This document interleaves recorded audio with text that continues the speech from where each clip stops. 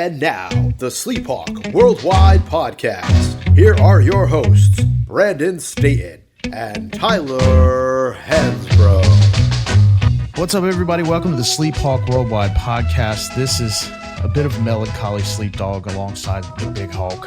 We got a special guest with you guys, for you guys today, Andy Molitor. We're going to introduce him in just a second.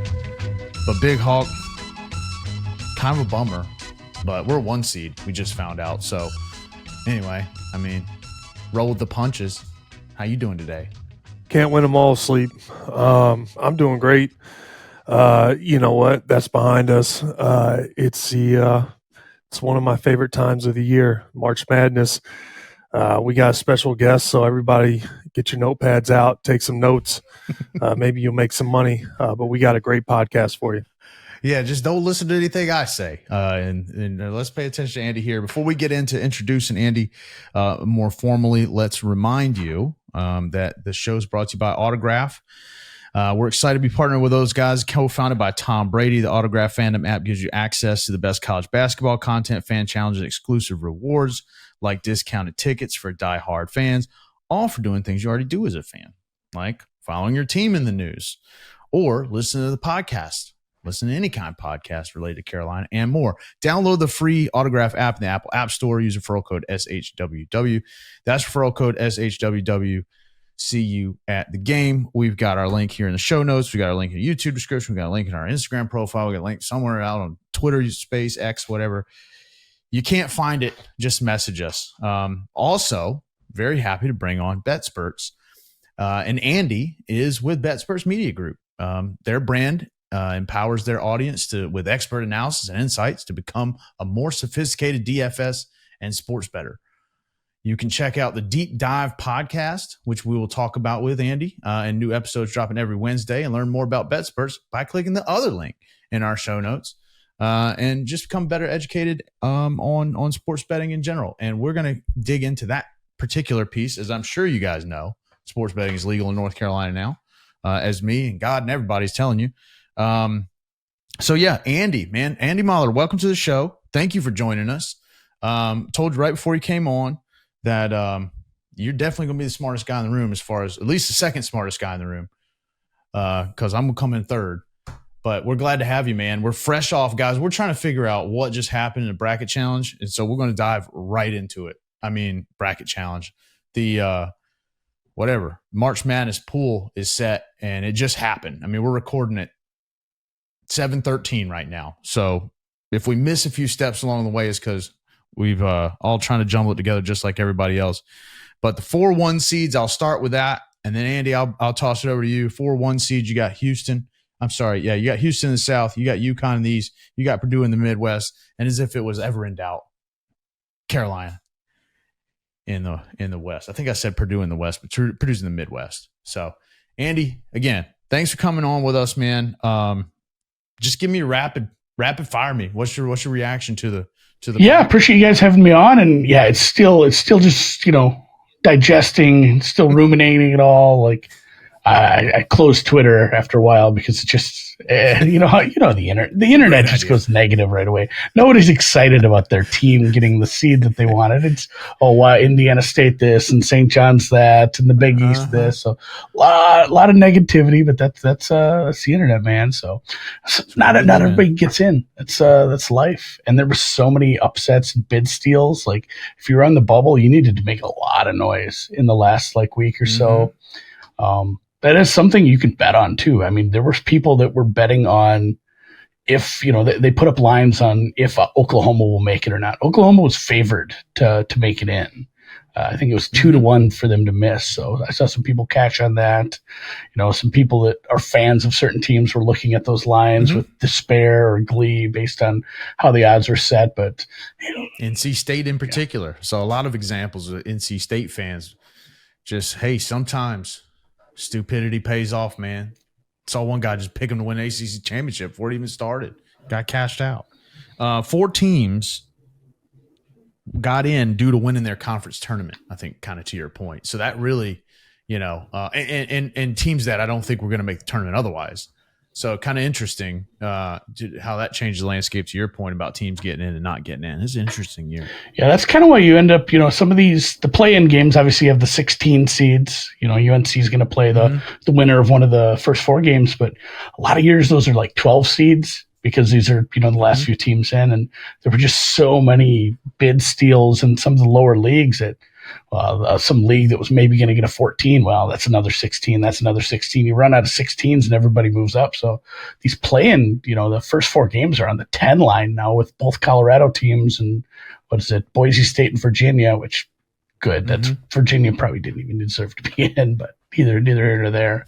Yeah, that was down to the wire there. I thought maybe even Pitt above them, but on to as it pertains to the betting side of this, kind of tell us a little bit more about Bet Spurts and the pod, and just your sort of general thesis on this time of the year, man. It's a pretty interesting. I'm pretty interested to sort of dive in and hear a guy like you think through March Madness, because all I do is just sit there and eat as much food as possible and do as little work as possible. Yeah, I used to go out to Vegas almost every year for that first week, but I'm pushing 40.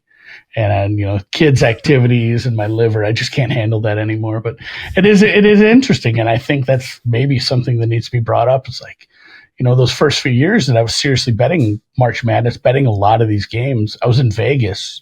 I mean, so if I wanted to go bet a second half, at halftime, I'd have to get out of the Encore pool, walk all the way through this long thing, make it, because their book sucked. So I had to make it over to the Wynn.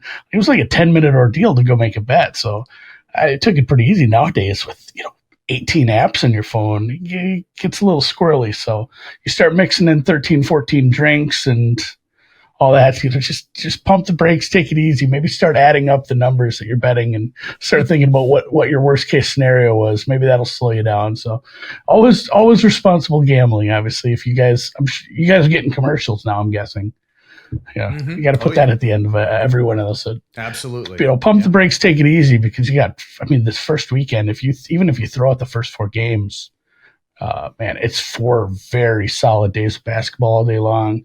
Hopefully, you got a flexible job schedule or somebody who just lets you take those days off, because it starts right away. And like I said, out west, those games are up at 9 a.m. So always kind of go in with a plan. But for me, it's tough because you're having so many teams that just are playing against teams they'd never normally face, so many stylistic differences. You get the motivation. We're talking off air about, the kind of rest you can get based on when your conference tournament is. Some of these conference winners were, they're crowned last weekend, where we had 5 today. We got teams that are going to have to play, in a couple days on a Tuesday. So there's a lot going on. If you're a low seed, you're not going to get the advantageous travel. You might be flying across the country. Obviously, if you're high seed, you get to play somewhere near home, maybe somewhere familiar, maybe even somewhere that's like in your conference that you've played before. You play regularly. Yeah. So tons of factors, but if you're just having fun, it's just take it easy. Don't go nuts. And honestly, bet on some underdogs. Cheer for that, man. Start looking at some of these teams that really, like the McNeeses and Samfords and some of these 12, 13, 14 seeds, because, we had this, we had a video we made the other year. This is about the only time I've ever had anything do good on TikTok, because they also want to put stuff, put this on TikTok. I'm like, too old for TikTok, but it was this, welcome to the club. Yeah, it was this system. We stole it from somebody on like a Facebook, Gambling in March Madness Facebook group we joined like 10 years ago, back when I still did Facebook. And this guy would just bet on all the 12 through 15 seeds every year. Just straight up money line. So not to cover, like some of these were, right. Some of these 12 seeds, you're only getting paid about even money because it's evenly matched. But when when Middle Tennessee State beat Sparty that year, that paid like 20-1. So wow. He would just bet them all evenly on Thursday. It's 8 games, and then kind of decide how things went after that. Because if you didn't get any upsets, then I'm going all in on that again tomorrow. I'll do that again. The other 8 games, every 12, 13, 14, 15. And, about 8 out of 10 years, I think it was kind of roughly, you at least got close to, making some money where he had a few years, like got Duke Mercer. That was a huge one. Stephen F. Austin. God, that's been a few years now, but obviously we've had some good 15s, the Kentucky, St. Peter's. That's a fun system because you just like, whatever just know you're probably making 16 bets. What are you comfortable losing? If you got $1,600, know, like, worst case scenario, we have that chalky, I think it was the year UCLA won like 15 years ago or something. We had a real chalky tournament where all the favorites kept winning. And it was a bloodbath for something like that. But normally you have some fun ones, and it's just turned every game into like, oh, guess what? I'm a huge St. Peter's fan now. I remember I was at you, and you always remember where you're at when those upsets happen, even if you didn't bet them, for Christ's sakes. But I was at a pizza place with my in-laws because they visited for some reason, and I'm trying to have a conversation with them while I'm watching the Kentucky game up there. And I think they wanted to leave. I'm like, what if we stayed for one more drink? Like, I don't want to have to follow this my phone in the car. Andy, I got a question for you. Early on, you talked about some conferences don't see a lot of different styles of play.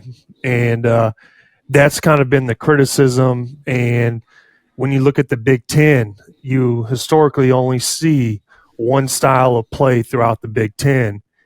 And a lot of people look at the Big Ten and say they haven't had a lot of tournament success as of lately, and they point to that there's only one style of play in the Big Ten, where if you look at the ACC, okay, you have a matchup zone when you see Syracuse with Boeheim when he was there. Then you saw different styles, Clemson up and down, Florida State, kind of a grinded-out defensive team, so you had to prepare for different styles.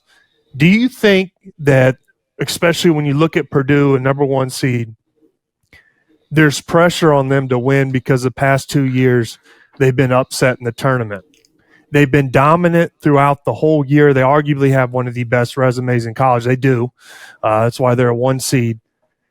Do you think that there's a possibility that they get upset? And also, do you think the Big Ten can kind of break that, I don't know, they can have success in this tournament? Because a lot of people are kind of high on Illinois, which I'm not. I think they play too much isolation. They're a little selfish.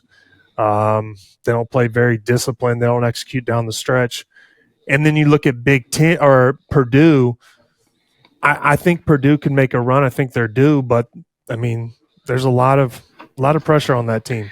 It seems people like to latch on to that after it happens a couple times. Like everyone, Purdue isn't going to make it past this. Purdue's great. Like, they're a really good team. And I mean, to your point, and it's strange, as the Big Ten has started to sprawl out, we still just get the same kind of offenses, the same kind of coaches, the same kind of teams. And the pressure has to be immense. I can't imagine, like, after the last couple of years, especially the big, mess up.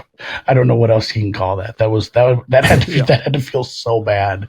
I wouldn't have slept for a couple days after that sort of game. But I mean, being a top team, having that good of an offense, I mean, probably a top 20 defense, like it deserves obviously deserves a one seed. They have the resume. They're really good. But yeah, that's it turns into like what we saw when they played Wisconsin and lost, or what we saw last year. It was, I can't remember the exact percentage, but just how much of the offense runs through one guy. And that was, I guess, one of the drawbacks. Like, I think we talked about it pre-tournament, said, when they get into the, second weekend, are there going to be teams with the defense that can, he has a bad day, Edey doesn't play well. Do they have the guys that can step up? And we just didn't expect it to happen quite that early against a really small team like that. So, the pressure has to be immense, but I think they can make a run just based on talent, some experience. I mean, he's a senior now too. Illinois, I kind of agree with you there too. A little sloppy defensively, really good offense, but I don't know if they can make a run. I'm not sure anyone else in the Big Ten actually has a run in them. I picked against Wisconsin in the conference tournament. I like Northwestern a little better, but none of those also rans really excite me, I guess. I'd have to look a little more at path. Yeah, and when you look at sleeper teams, now Creighton to me is a sleeper team. And the reason I say that, I know they have a high seed. I like Kalkbrenner. I think he's one of the best defensive bigs. they're also, when I look at college basketball in particular now and with the tournament, which makes it unique and a little bit different in the years past, is you have guys that are 25, 26 playing still. Cormac Ryan's older than last year. You saw San Diego State. They had an older team, and they found ways to win ugly basketball. And I think the older, more experienced, kind of more mature, kind of just beat you up, grind you down, disciplined basketball has been winning lately. I think Creighton, Stephen Ashworth is one of those guys. He's one of those guys that can knock down, his free throws in clutch time. He is a fifth-year guy. Kalkbrenner's older. Trey Alexander is an NBA prospect, and Baylor Shireman is a scorer and can light you up if he gets hot. Now, they haven't had a lot of success lately in the tournament, but I still view Creighton as like a sleeper team. Is there any teams out there that could go on a run kind of like what we saw FAU last year that we don't really know about, in your opinion, that you think is could make a deep tournament run?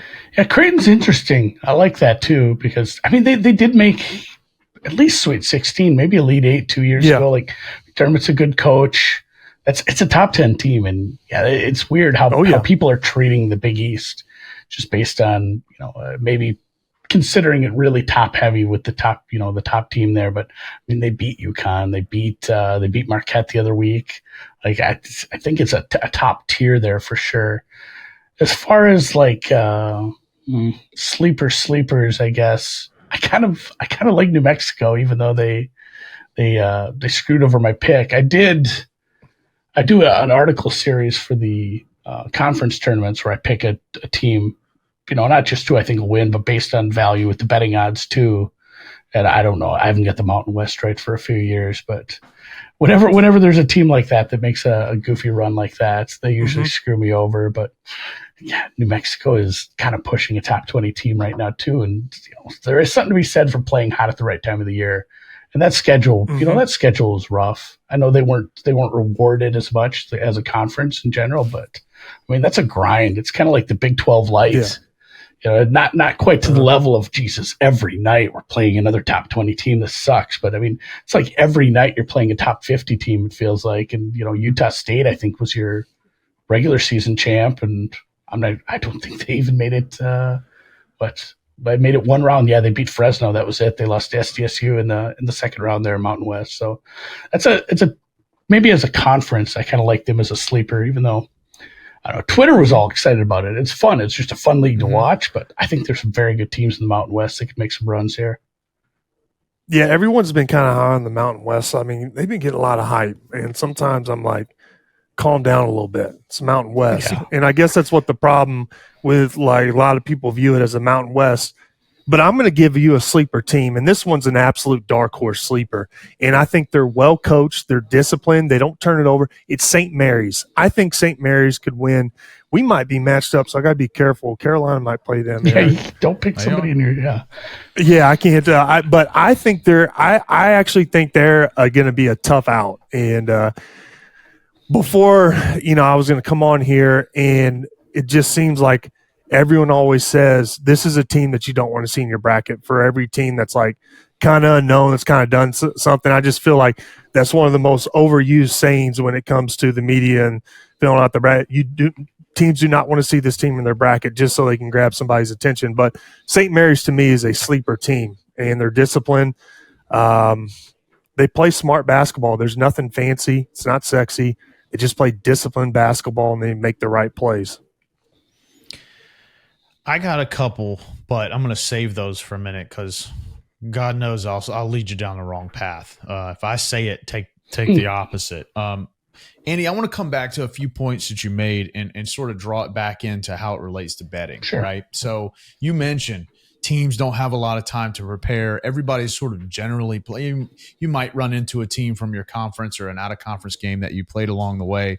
We were talking before we started how interesting the South region is with Houston, Duke State, NC State being Kentucky, Marquette, among some other teams. Those are teams I'm pretty familiar with. So, there's a way that some of those teams that have played each other before could run at each other. But from a betting perspective, it seems like, how is it different betting the tournament where there's sort of that X factor of the two teams, may not even have much of a scouting report on the other team versus, betting regular season where, these two teams playing each other are sort of known entities and there's a level of preparation. Yeah, especially the Saturday, Sunday games, both weekends.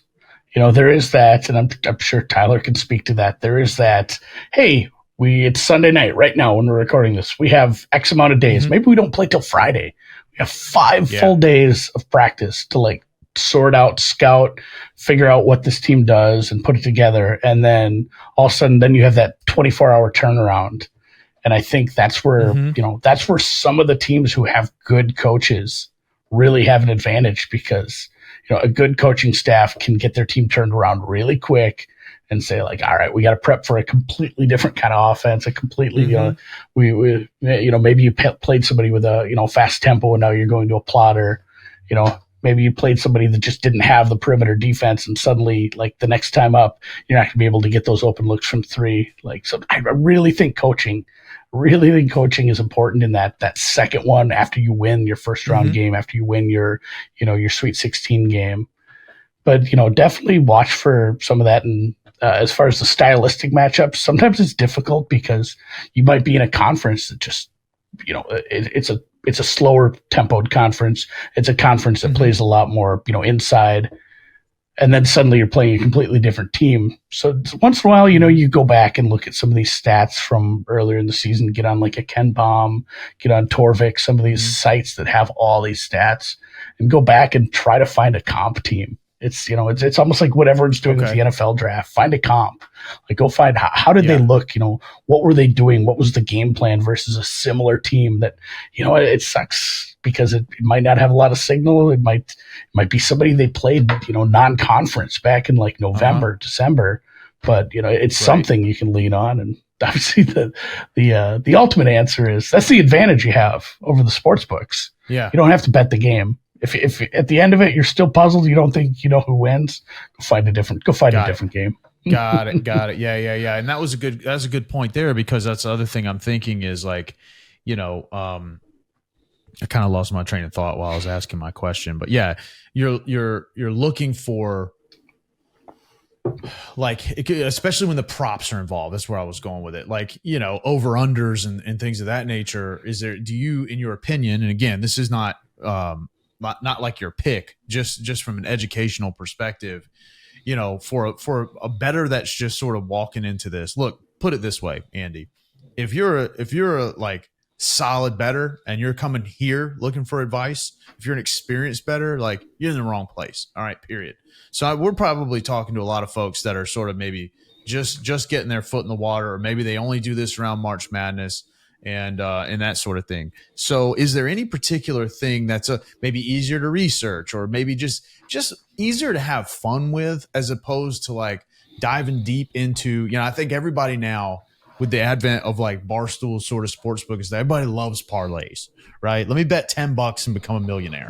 But is there anything in general that you can look to and say, how does a bettor find value? Yeah. And again, if it's, if you're a novice, if you don't do a lot of betting, if, some of these things are going to come as shocks to you. Every year we have this where, a 12 seed upset the 5 seed. Well, guess what? The closing line, the spread set by the sports books and the sports betting market had the 12 seed favored. It actually wasn't an upset. That happens every year. Minnesota, Middle Tennessee State a few years back. The whole time it opened, the 5 seed was the underdog.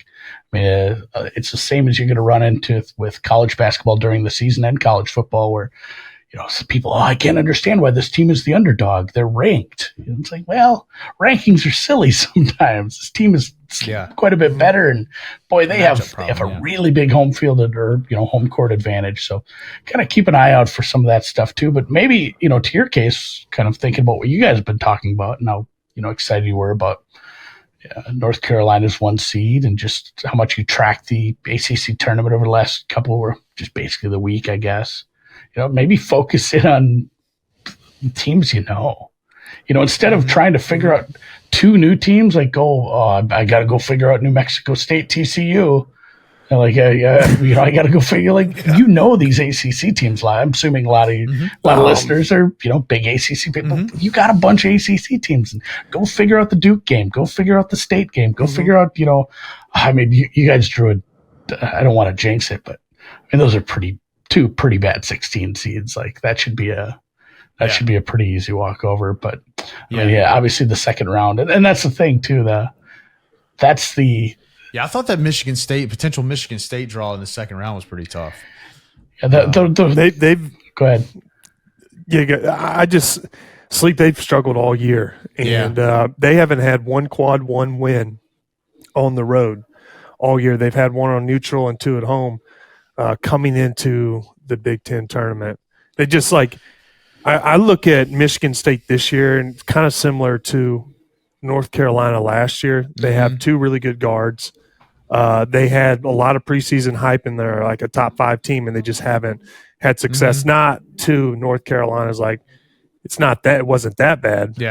Hate to bring up that, but they haven't played well all year, in my opinion. But now that I say that, everybody go bet on Michigan State. Yeah, that's where I was at. It's more of a gut play. It's like, they got a pretty good coach, and they play. No, it matters. That matters. Yeah, that is important. Yeah.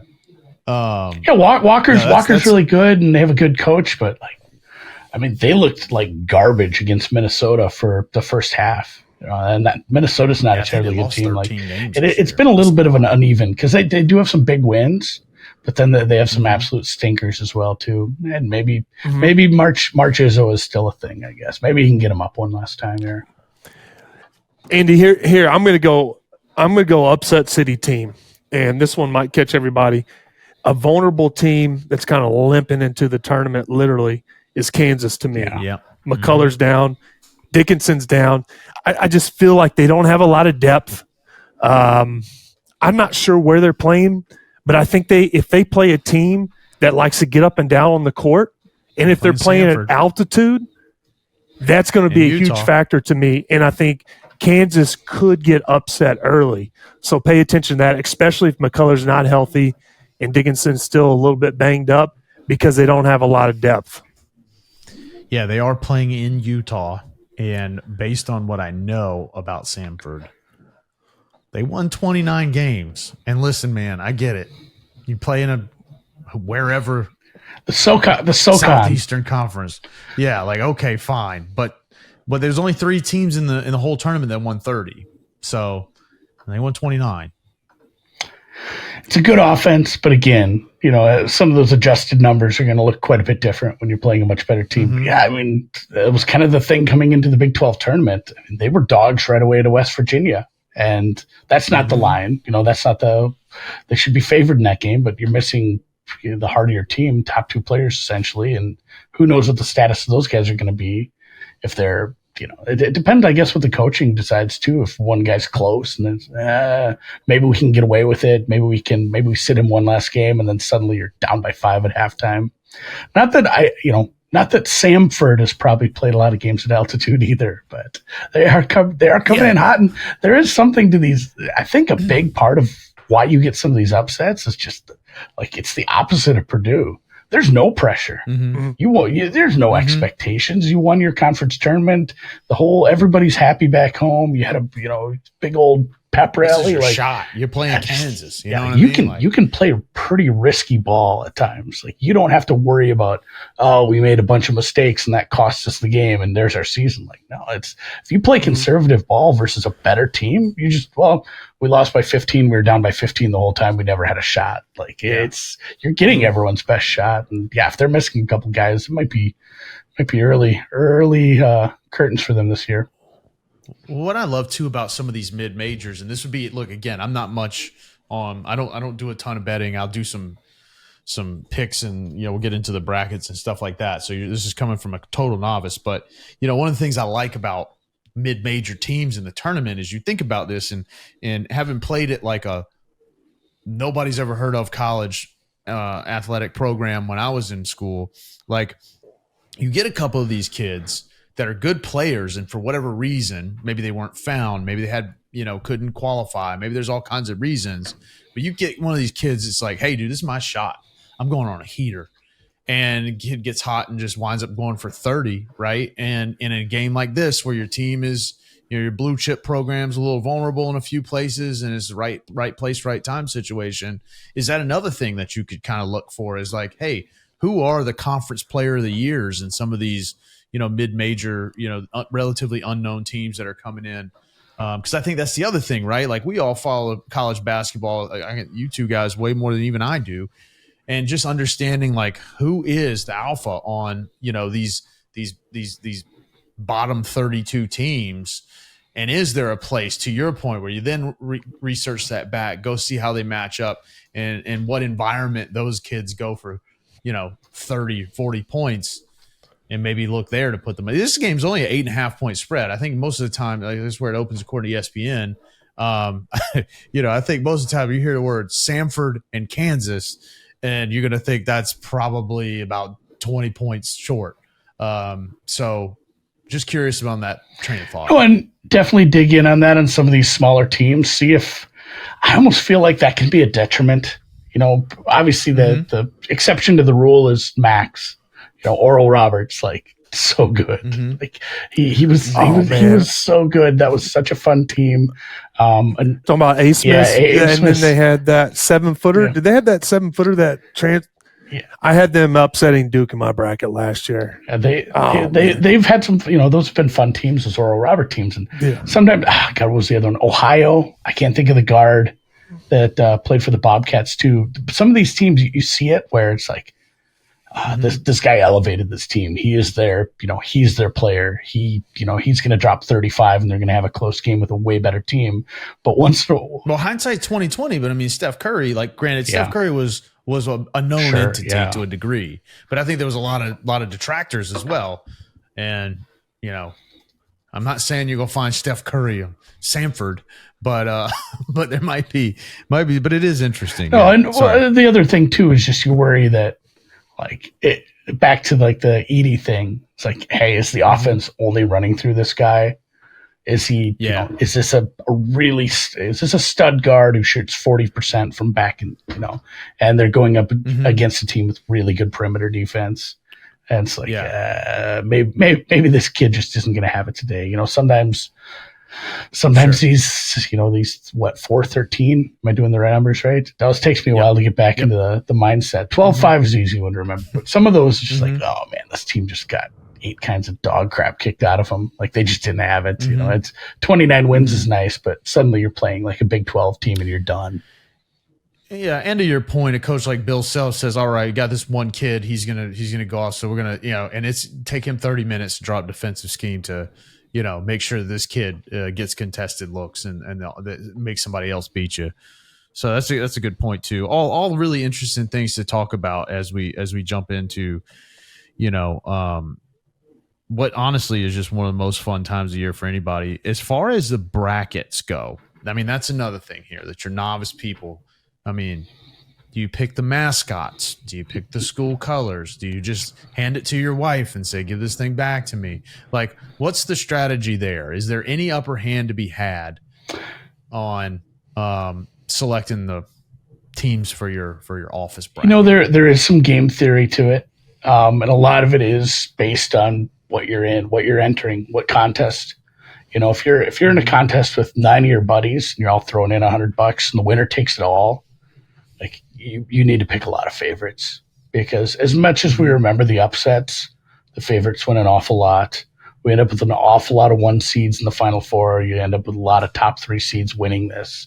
I know we've had some aberrations to that, especially recently, and these things happen. But I mean, the odds of you picking the right upsets are so low that your bracket's probably just going to be busted. And the one guy who let his girlfriend play, who just picked all the teams with the lower numbers, like there's a decent chance that in a small contest like that, somebody could just pick the higher seeds and win, because they didn't try to pick the wrong upsets. And you pick a 12, 13, 14, 15, you get them all wrong, and those teams who you had losing end up in the Elite 8, like you're just done. So, and obviously the opposite, if you're in one of these huge, the ESPN bracket challenge or any of these where there's thousands and thousands of entries, you kind of just got to plant your flag with one team, and you can say, I'm still taking a top team to win this.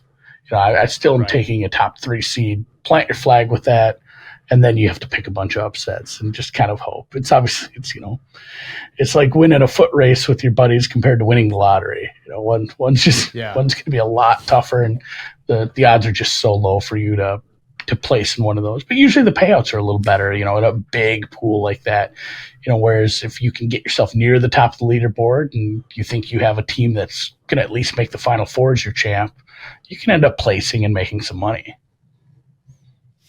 That's super interesting because it seems like common sense to hear you say it. But yeah, I think everybody, especially in that smaller group, you want to be the guy that knows. So, dude, I told you Stanford was going to beat Kansas, and then Kansas wins the national championship, and you lost, and then you wind up having to stay at Waffle House for 24 hours or whatever people do now. But yeah, it's a good point. Sorry, I think you were going to jump in there, T. I didn't mean to. No, I wasn't. All you. What about, and we'll kind of get you out of here on these, Andy. What about, we talked about it a little bit, but just who do you think are what I wrote down is a Cinderella watch list, and then we'll start there, and then vulnerable top seeds, right? Not in top seeds. I'm not talking about just 1 seeds, but heavy favorites. We just talked about. The Kansas Sanford is a good example there. Hey, Andy, real quick. I love how you just told us to pick all the favorites. That's a surefire. Now we're asking for who's going to get upset and what big dog's going to go down. That's just the human instinct, and I love it. So who's going to get upset? And the other thing is too, it might. I'm trying to win the advice I gave you might not work with your circle of friends. You might have to go opposite. Well, just if you're in a group with 10, everyone's going to pick UNC in your little bracket challenge, guys. So you might have to pick a different 1 seed. Yeah. That is the unique advice. Our buddy Pablo. Dude, UNC could lose to the 1 seed, and then we fell out the bracket, and our buddy Pablo would still pick UNC. Yeah. I mean, that is another thing. If you're in, it's the same as fantasy football. The guys on the local team, they're always going to get drafted higher. You do have to probably fade the local team, which at that point, why even fill it up? That's no fun. That's no fun. You can't pick against your 1 seed, and you got to at least put them in the final. But yeah, I mean, Tyler mentioned Illinois. I think they were a little maybe overseeded. You mentioned Duke prior. We saw some cracks in that team. Obviously, later in the season too. Baylor, I think, might be a little overseeded. Agree wholeheartedly. It's on one hand, like I just mentioned, that was a meat grinder. 3 months of playing the Big 12 season is tough, but that defense is sloppy too. Offenses are going to carry these teams for the most part, but you can't have a defense that's ranked as low as Illinois, as Baylor. Bama's another one where great offense, no defense. Kentucky's in that group as well. Yep. Those are some teams where it feels like those are the teams that are susceptible to, hey, here's a small team who has a really good player, or hey, they got hot from 3. Your defense stinks. And you gave up 80 points to a team from the SoCon. That's how you lose games early in the tournament. The defense isn't the end all be all, but having a good defense is a good way to beat the brakes off a really small school. Mm-hmm. I'm going to give you my Cinderella story, guys. So I'm going to apologize to this school in advance because this is a surefire first round exit. Okay. But it's Clemson. All right. Clemson can play with anybody. They had some bad losses, but they had some great wins. I think people forget that they were top 15 team for a while. They opened with New Mexico, and then and the reason why I say that is because then they get that Baylor Colgate winner, and I think Baylor is susceptible. Then theoretically, you got to think they're going to play Arizona. I think Arizona on any given night, Arizona's going to beat the brakes off of damn near anybody in the tournament, but I also think that them playing in the Pac-12, they don't really see you can have an off night from Caleb Love, and all of a sudden, Clemson in Sweet 16, looking at a team in Carolina that I'm going to pick them all day long over Clemson, but they already beat them, and I think they got a great play. They got a couple really good players, good coach. I think, to me, that's the one team where I'm sitting here thinking it sucks that they're in our bracket because kind of like Tyler said with St. Mary's, if they get to Carolina, I'm not picking them over Carolina. But if I'm backing up and putting this in a vacuum. If I do 2 brackets, maybe. You know, that's my team. Andy, didn't you say New Mexico's a really good team early Yeah. on? And one of your favorite? I know. That's what I like. No. Yeah. All right. I wasn't gonna. Night, Clemson. I wasn't gonna say it, but I mean, any given Thursday here. Oh man, I told you, buddy. You come here, you can get some dumb takes. And look, I can't remember the last time I got anything right, much less a bet. I did. Dude, one time when I was in college on the Daily Tar Heel, I had 14 of the 16. When I was the sports center, and I was like all in on college basketball. And then I thought, like, I was like, dude, I'm on to something here. I know what I'm doing. And I think next year I might have had 2 of the 16. So it was yeah, I'm usually out pretty early, no matter what. I try not to I just check them on Sunday. Like, I don't like to look at my bracket. I'm doing a lot of betting, and well, you're a pro. I don't like to be sad, like looking at all my brackets. Yeah, everybody else is like, yeah. I mean, 88 Bud Lights deep on Thursday afternoon because maybe, and that is Grand Canyon State, Great Phoenix of Grand Canyon. You beat up the National American University Iowa. There ended up beating the team you backed there. And that is a fun one to send it off. And I don't think it's too advanced for people, because if you go to like any sportsbook app is going to have it. The round robin, like if you have 2 or 3 underdogs you like, the round robin is fun. So basically, let's say you like 3 teams to win outright as some underdogs. That's something I always do, especially when we get out to Vegas, because I love that paper ticket, holding the paper ticket too. Whereas you take, a couple of dogs that are, paying 2-1, it parlays, this team and that team, and then team B and team C, and then team A and team C. So you get 3 parlays of 2 teams, and then it parlays all 3. So by the time you get to that 3rd game, if your first 2 teams won, you're looking at a huge payout on, some of these underdog prices that, pay out exponentially when you start parlaying them together. Don't get too nuts with this. We always go a little light on this, but I still have my paper ticket on the refrigerator picking UNC to win the national championship. Oh, you got to save that sort of thing for sure. In football this year. Oh, man. True story. Didn't turn out well for me. Let's close out of here, Big Hog. We'll get you, Andy. Thank you so much for all this time. Let's get you out of here. Know you got probably better things to do. Let's get out of here on just a real quick recap. All right, we got to talk Tar Heels. All right, everybody wants to know what Tar Heels. So I'll let you start, Andy. Like, what do you think? Just give us your thoughts on the Tar Heels, and what is their real chance here? They are now they've secured a 1 seed. From my numbers, they're the worst 4 seed or worst 1 seed, but it's still a 1 seed. Like, you still get the advantage. You get to play an 8-9, like you said. St. Mary's, I'm kind of with you there. I like St. Mary's. They're a tough team, but it's still a team you'll be favored over. Still a team they should beat. So it's a very winnable region.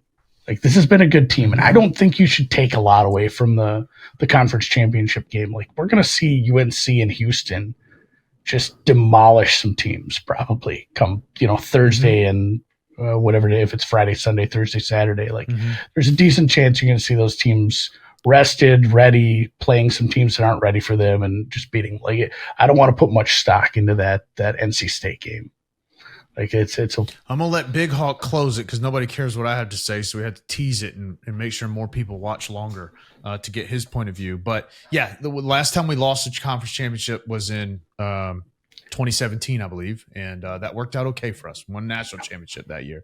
I'm with you. I'm a superstitious kind of guy too. I don't know how many wins we had rattled off in a row leading up until the state loss.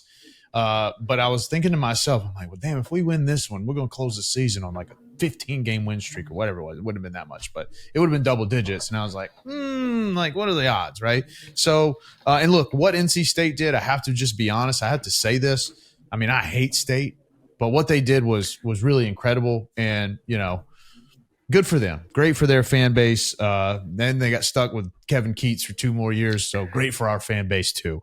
But yeah, I think Carolina. Tyler and I have talked about this a few times over the course of the season. How UConn, Houston, sort of. I really now after that loss kind of feel like they were on the fringe, but UConn and Purdue, and then for much of the season, Houston, they were in a class by themselves. And even as Carolina was playing really, really well and pulling up closer into the top of the conversation, there's still just this that they had not really seemed to put everything together. They win some games. They were closing out some games. There were some close ones that they maybe dropped or maybe pulled out that you're like, man, great team's going to put these teams away. I still kind of feel that about them. But the thing that I really, really like is State tried to hand them that game. I mean, we shot terribly, and it wasn't like it looked like our legs were dead and we were tired, as opposed to a team that played 5 games in 5 days, right? Shots just weren't falling, and that game was still winnable down into inside 2 minutes. So if this team gets hot like they did 2 years ago, I think it's a totally different conversation. I mean, they have the pieces. It's just, are 1 or 2 of these guys going to have good games and they're going to pick up the slack for 1 or 2 that maybe don't? Or are 3 or 4 of them going to have good games and one of them has a great game and they're just beating teams by double digits? Hopefully the latter. But I'm honestly, I'm with you. I think the resume speaks. I think if they had been a 2 seed, I'd have been pissed. But I think I would have understood. It was a coin flip, I think. Point being, they're top 5 or 6 team in the country, and I think after last year, if you're a Carolina fan, you're real happy with where we're at right now. So I'll turn it over to you, Big Hawk. What are the Heels going to do? Yeah, well, kind of like what you mentioned, we knew they were going to be at kind of have to fight for that last number 1 seed, and it was basically between, in my opinion, Arizona and Tennessee. And so then it really became between. Now, Iowa State kind of crept in there, and a lot of people have hyping them up. Iowa State's actually a legit team. They play defense. They don't get the hype because it's Iowa State, but don't underestimate Iowa State. They just won. They won the Big 12 conference championship. I like them. But when I do look at our region, I kind of said this early on, I could see the committee actually putting us in the same bracket as Arizona. Mm-hmm. And I think it would be tough for us if we were a 2 seed to get that matchup. If they went with Tennessee as that final 1 seed, you couldn't get that matchup. And everyone knows about the hype from last year in North Carolina and the Caleb Love going to Arizona, Pac-12 Player of the Year, RJ Davis playing unbelievable, ACC Player of the Year. That's a marquee matchup potentially, just like the committee put Tennessee, if they win their game, and then Texas wins their game, they'll be matched up. And, man, I can't believe I'm blanking on their head coach's name. Who at Tennessee? Yeah. Rick Barnes? Rick Barnes coached at Texas. Through, baby. So Texas and Tennessee could have a matchup, and the committee loves that drama. Just seems like North Carolina was playing Kansas about every other tournament. I think that had a little bit to do with it, in my opinion. But, the teams that scare me, kind of like what Andy said, St. Mary's is a disciplined veteran. They've had a lot of success. They're a very well-coached team. I think Randy Bennett's their coach. He's done a very good job. In Arizona, they play big, and the drama there, that's going to be a heck of a matchup if we were to make that run. Well, we'll have plenty of time to recap as we go through one of the most enjoyable times of the year, usually. So, Andy, man, before we get out of here, tell us a little bit about your March Madness content on Bleacher Nation. Yeah, we will. We'll be writing some more reports up for. I did all the conference tournaments. Actually, I let somebody else do the Big Six. There's just too much going on. I like the smaller schools, so I did the other 26 there. And honestly, it made a few bucks, but it came down to Yale. I needed Yale to win, otherwise I'd have been slightly below. So that's how hard betting is, guys. I made 30 outright bets, and I needed Yale to win to put me above into the black over the conference tournaments. But so I'll have obviously some more outrights. I'm going to start digging into all of these matchups, try to figure out if there is some value. I mean, these are up on the board. People are already betting into this. Lines are moving. It's going to be. I'm going to be up late looking at basketball tonight because it is the best time of the year. So that'll be up at Bleacher Nation. Like you said, I have the deep dive pod with Drew. Some of you maybe have caught him on some of his NBC stuff he does. Drew Dinsick and me do mostly football. But in the off season, we like to go rogue. So we are doing some March Madness content this week. Obviously, we'll get into golf once the Masters come around. But the biggest thing happening for the next few weeks until then is definitely the tournament. So we'll have some tournament content on the Deep Dive podcast as well. Nice. Hey, Great, man. One last question. Did you see the Akron State game? Yeah. Yes. Were you betting on that game? Oh man. I'm so happy I wasn't. Just Sleep, do you see that? Beat. Oh yeah, the foul. Oh man. Kids miss if you haven't bet, you start betting, you're really gonna start hating watching 18, 19-year-old kids take free throws. I mean Brown too. Brown missed them at the end. It's maddening. Make your bunnies, guys. Practice your free throws. Yeah, absolutely. Yeah, guys. And if you do, go ahead. So, if anybody doesn't know, the kid fouled thinking they were up. Yeah, and they had a 1-point lead with they were down. Right? Yeah, he thought that. Yeah, so he fouled. They're up one with 6 seconds or something after they scored. Mm-hmm. Sent them to the line. The other team made 2 free throws. They get the ball with I think 2 seconds and hemorrhage a last second shot. Didn't go in. They lost the game. You could see the kid visibly crying on the bench.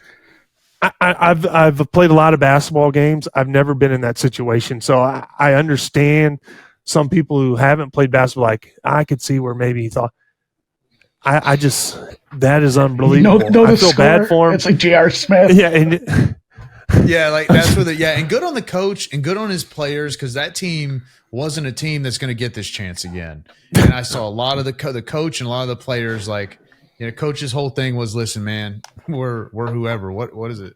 Akron State or something? He's like, man, son, come out tomorrow. Whoever they beat. Kent State beat Akron or Akron beat Kent State, whichever it was. Akron won. Akron. Kent State. It's one of those things where it's like you want to be like, dude, what are you thinking? But the human in you is like, gosh, man, that's got to be an awful place to be right there. That's a bad beat. That was a team that I'm like, man, because you talk about playing with house money and having nothing to lose. I'm like, man, maybe Akron is a nice upset, and then they draw Creighton. Like, oh man, good luck. Yeah, that's Have a tough fun. bucket there. Yeah, absolutely. Well, look, Andy, man, thank you so much, guys. Check out BetSperts. We're going to be sharing our link. It will be in the pod notes and on our YouTube page and our Instagram profile as well. They consolidate all these offers that are getting thrown at you from all over the place and tell you where to find the best one to go in and sign up and get some bonus bets in at the best time of year to learn it. If you got a problem, don't bet any money on it, man. It's that simple. And Andy, if you ever need any advice, you just shoot me a text, shoot me an email, something like that. I'll tell you a lead pipe lock. You go the opposite direction, you'll be the richest man. I'll get your appreciate you joining us, college buddy. Football winner next year. Yeah. Easy. You take it to the house, buddy. You just bet whatever is one of those bets where it's Alabama versus Southern Tennessee Johnson County Community College, and just pick Alabama to win. That's kind of what a sure bet it is going against whatever I say. But yeah, thanks again, man. Really appreciate it, and love to have you on again here sometime soon. Yeah, appreciate it. Thanks, Have Andy. All right, have a good night. All right, Big Hawk. Great conversation there. With Andy Molitor from BetSperts, our newest partner. So glad to have them on board. Obviously, we've got Autograph on board as well, and got a great, really cool story from those guys. We caught up with a couple kids that finagled their way in a Duke Carolina game. So we caught up with them earlier this week, and we're going to cut to that and then cut out of here. You got anything else, Big Hawk? Stay safe. Stay safe, baby.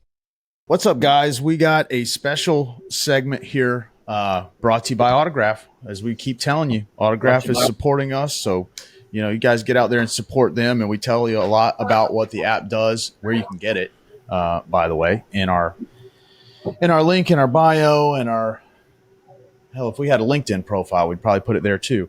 But you can check them out, download the app, use our referral code, and you get all kinds of access to all things sports, especially Carolina, all our podcasts, Sleep Hawk podcast, Inside Carolina podcast, all that stuff in one place. So check out the app. And like we always tell you, the app is really cool. Like, we're not just saying it. And today we've got a really cool experience from a couple guys that put it to the test. A couple Carolina fans. And we are going to jump in and talk to them about that experience. Ryan, Colby, I mean, these dudes are Carolina fans. Hell, I think you guys are in high school. I warned you about coming on here. And these kids were like, hey, we want to go to the Duke game. And Autograph was like, all right, we'll send you, given a couple circumstances. And little did they know, or maybe they did know, that Ryan and Colby were standing on business, dude. And they got done, and they went to the game, I'm pretty sure. So, Ryan, Colby, welcome to Sleep Hawk Worldwide. For better or for worse, you'll be dumber when you leave, but we're glad you're here. And we'll hear from Russell here in a second. But Ryan, Colby, give us the backstory, man. I got a little bit of insight on what's going on. Big Hawk. Hey, guys. First of all, did you use the referral code SHWW? Ryan and Colby?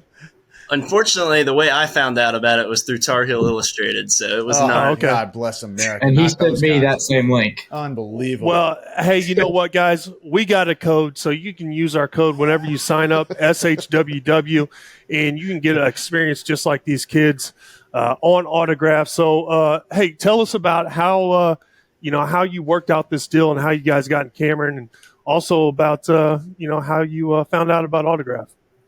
Yeah, so I think it was last Wednesday. We were scrolling through Twitter, and we saw all of the Carolina media outlets start to post their referral codes, as you mentioned, to Autograph, and we saw that they were giving away tickets to the Duke game for $16. And in previous years, when Ryan and I had seen Carolina Duke ticket giveaways, I mean, we go all in. Like we spent 8 hours one time just continuously entering. Just because how much we wanted to go to a Duke game.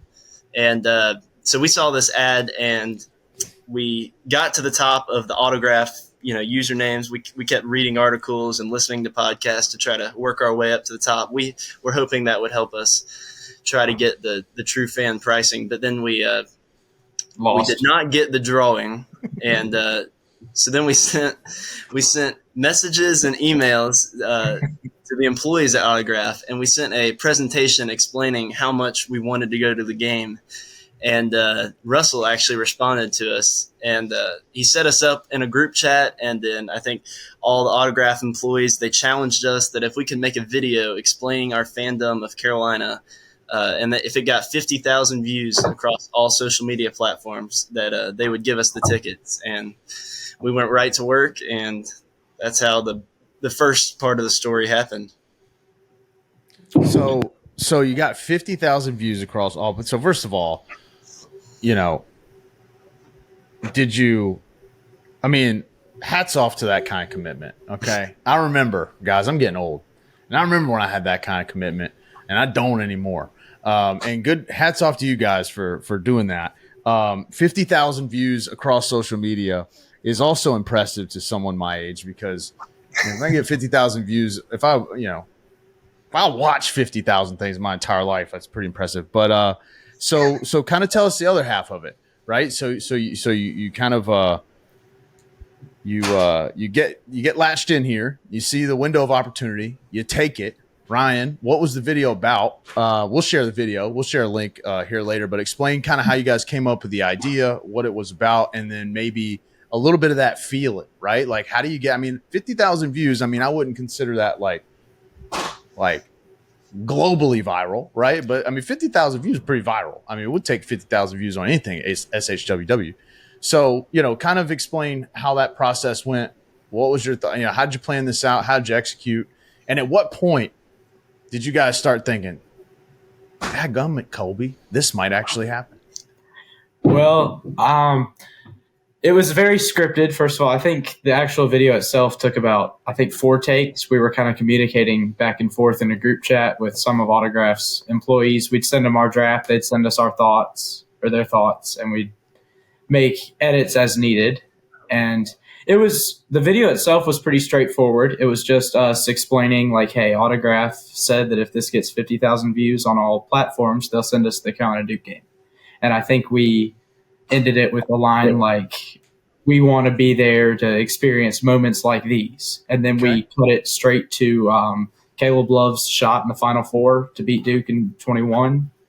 And I think that was the only clip we had in there.